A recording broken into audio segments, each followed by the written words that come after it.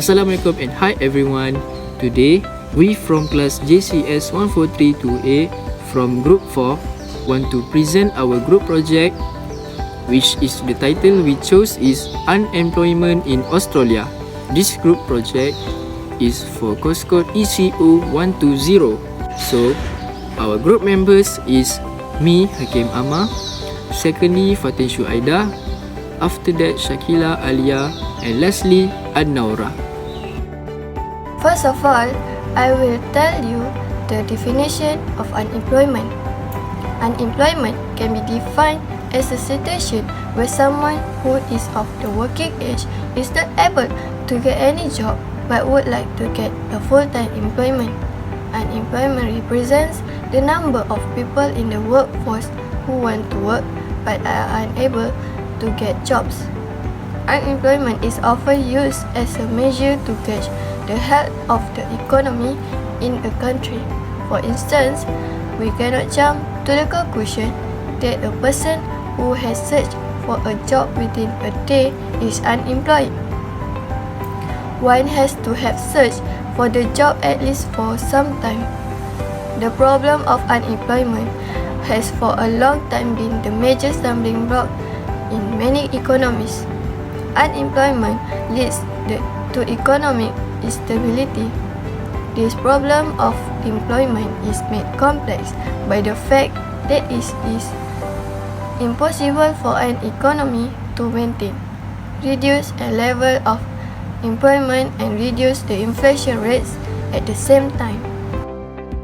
Hi, I am Shakila Alia and I'm going to present to you about types of unemployment faced by Australia. So there are two types of unemployment faced by Australia, such as cyclical unemployment and hidden unemployment. So let me explain about cyclical unemployment first. This unemployment happens when change in economic activity over the business cycle. During an economic downturn, a shortage of demand for goods and services results in a lack of jobs being available for those who want to work. Business experience weaker demand might reduce the amount of the people they employ by laying off existing laborers or hiring fewer new laborers. As a result, people looking for work will also find it harder to become employed. The opposite circumstance happens when demand changes. The higher the economic growth, the lower the unemployment rate. The second types of unemployment faced by Australia is hidden unemployment, or another name of it is underemployment.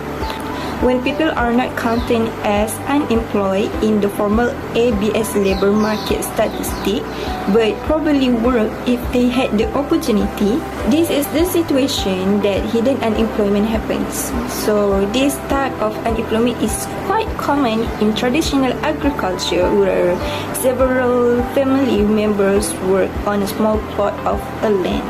Take a look at this table. This table compares the actual and hidden unemployment for each age gender group faced by Australia in 1991 and 2007. So, take a look at the total here. Based on this table, we can assume that the total hidden unemployment between males and females is getting lower from 1991 to 2007, which is from 579.1 to 222.7. The cause of total hidden unemployment in Australia from 1978 to 2007, and also reports hidden unemployment for males and females separately, can be shown from this figure. Two local peaks that coincided with the two major significant downturns in economic activity during this time period demonstrate the cyclical nature of hidden unemployment. Okay, next, take a look at this figure. This figure shown about the total estimate hidden unemployment has been separated into male and female aggregates from year 1978 to 2007. Okay. So the economy in Australia continues to waste 9.3% of its labor resources even as we approach an inflationary phase, and some sectors are experiencing a skill shortage. Hi, my name is Fatisha Ida and I will explain the impact of unemployment in Australia. There is three kinds of impact of unemployment in Australia. First, individual effects. Second, economic effects. And lastly, social effects. For individual effects, unemployment individuals are unable to earn money to pay mortgage payments or rent and may lead to homelessness. Unemployed people have higher rates of medication use, poor diet, anxiety, depression, suicide, and drug use. Being unemployed is a highly stressful situation, so it may cause stress-related health issues such as headache, high blood pressure, diabetes, heart disease, back pain, and insomnia. These health issues often result in increased visit to a doctor and increased use of medication to manage the health condition. Many people rely on their jobs to provide health insurance, so when a person is unemployed, they likely do not have access to health care. Unemployment can also increase a person's risk of further decline health as they often skip health-related appointments to reduce costs. Next, if unemployment persists for long, individuals will lose their job skills, causing a loss of human capital. It may also lead them to radical social and political activities by increasing crime rates. This is common in numerous organizations for economic cooperation and development, not only in Australia, and may be a result of skill-based technology change. If the relative salary provided to such workers declines, skill-based technological progress need not result in greater unemployment rates for less educated or skilled people. Next, for economic effects, it is a waste of resources as there is the permanent loss of output of goods and services. An economy with high unemployment is not using all its resources, especially the labor available to it. Economy is operating below its production possibility for sure, reducing the economy's efficiency and production. Since productivity is below average, when there is unemployment, the economy suffers. Government must bear an increased burden of borrowing when there is a high rate of unemployment in the nation, since less goods and services are produced and consumed by the populace. Even those who are unemployed have poor purchasing power because they worry about their losing jobs. So, it's not just the unemployed who consume less. Unemployed people not only receive government benefits while not working and contributing to the economy's income creation, but they also incur additional costs. Next, high unemployment means that the government will receive less taxation revenue but have to pay more for unemployment benefits. Therefore, less money to spend on other areas like education and health. The Australian economy has a problem with too much debt. The risk is poses and these financial issues which are slowing down economic growth and leaving households struggling financially and making homes unaffordable. Lastly, for social effects, unemployment results in lower moral and human suffering. The family unit will be affected if the sole breadwinner were to lose his or her job. Although there is evidence that children who have an unemployed parents that are more likely to suffer unemployment themselves as adults. The underlying mechanisms are unknown, and little is known about what factors can reduce this connection. In Australia, researchers look at how having a college degree affected and the association between parental unemployment during adolescence and young adulthood, as well as the young people's school to work transition, which track how long it took them to find their first job after finishing school. Data is derived from labor dynamics in Australia and household income. The result demonstrate that slower school-to-work transition in the nation is correlated with parental unemployment. But the degree attainment significantly lessens this adverse relationship between education, parental unemployment, and the school-to-work transition, which may well depend on other factors like welfare. Next, social problems arise if the unemployed turn to drugs or crime.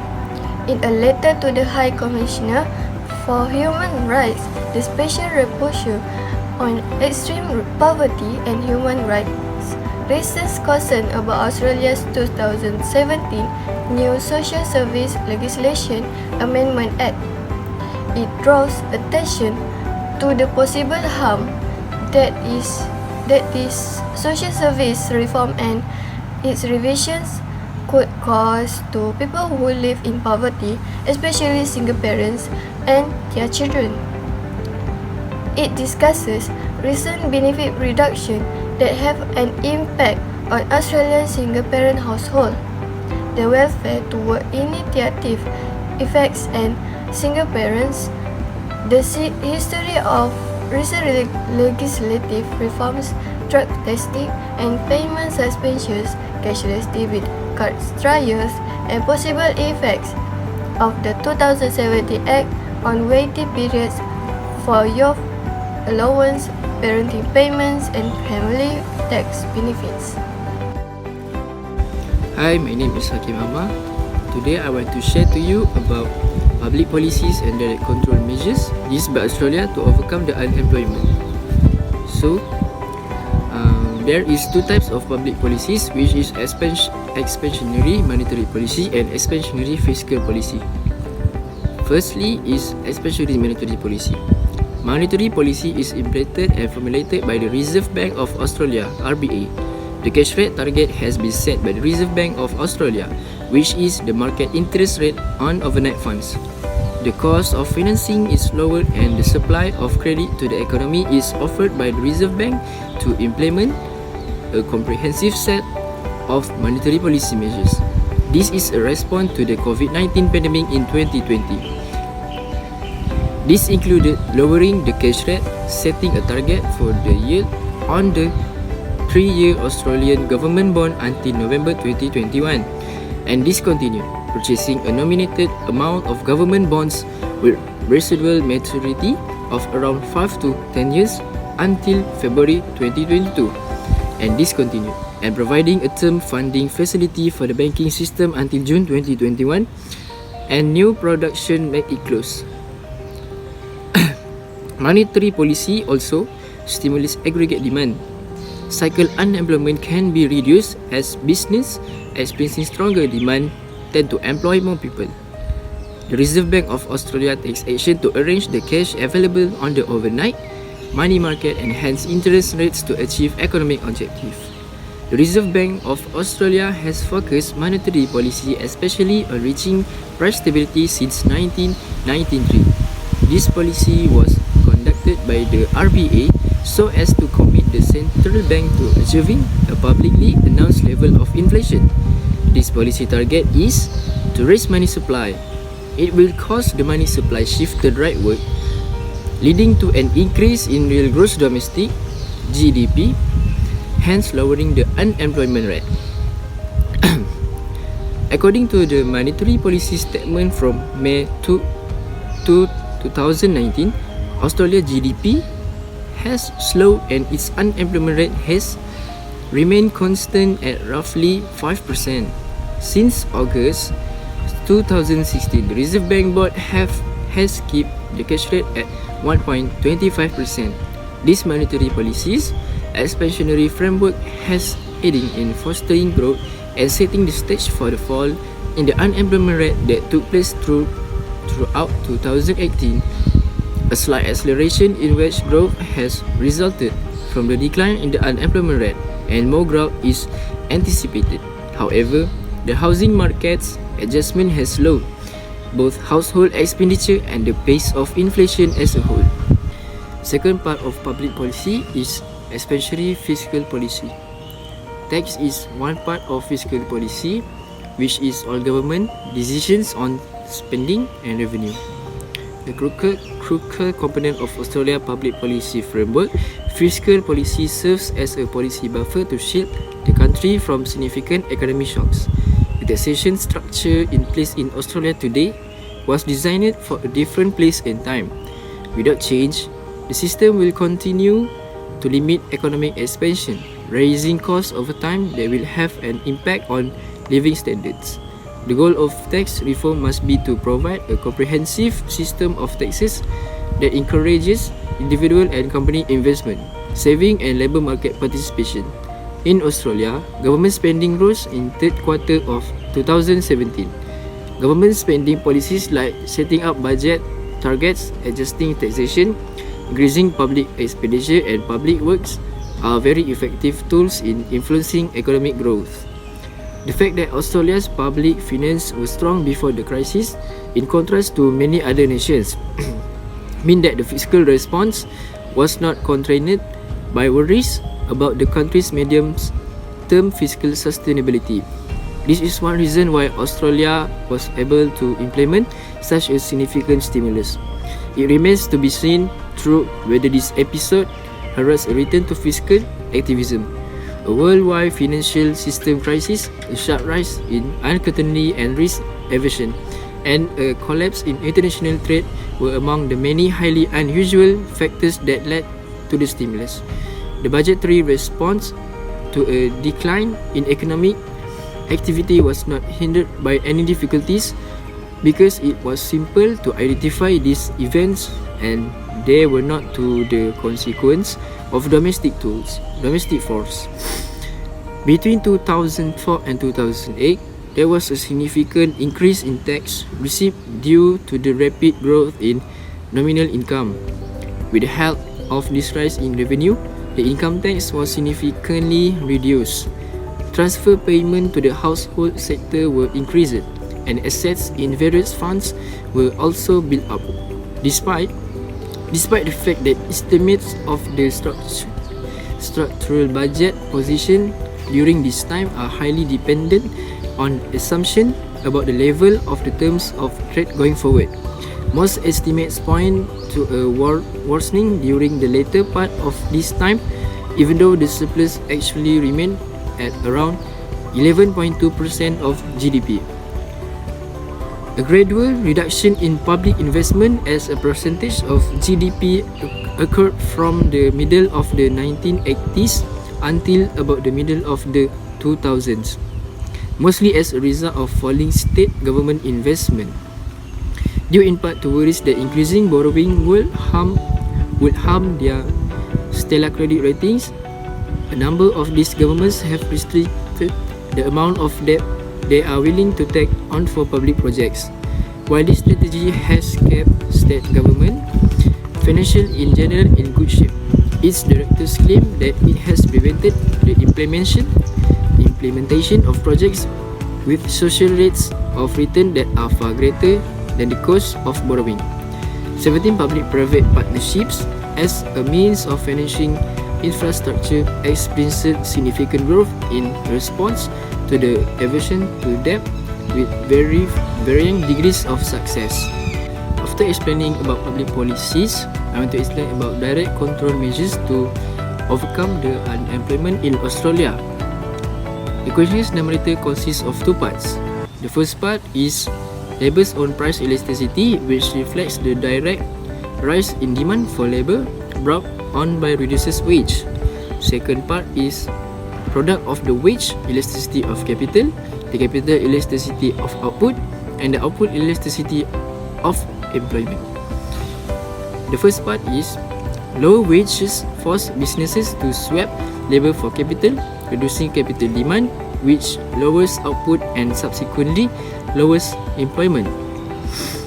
The second part is smaller real wages have a net positive impact on employment if the on-price elasticity predominates over the employment implications of a lower capital stock, in which case the numerator will be overall negatively signed. The total elasticity is bigger than the constant output elasticity because the denominator, which measures the scale effect of moving to a higher level of output, is less than 1.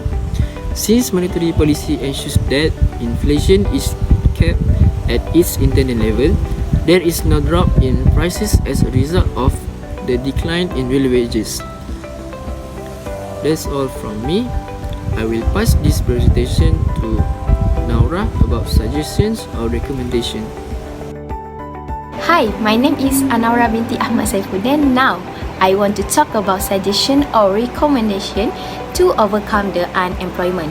The appropriate policies to reduce this type unemployment depend on identify the root causes of unemployment, which is cyclical unemployment, hidden unemployment, and wage policy. Cyclical unemployment. To reduce this type of unemployment, the government has to implement expansionary fiscal policy and monetary policy to stimulate the aggregate demand, thus reducing the deflationary gap.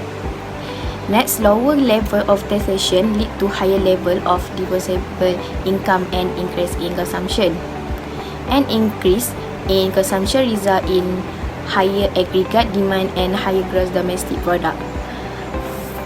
Firm will respond to an increase in demand and higher GDP by increasing production, which requires more workers. Additionally, when there is strong economic growth and higher aggregate demand, there are fewer job losses because companies remain in business. Hidden unemployment. In this way, the problem can be solved by raising agriculture productivity or by agricultural development.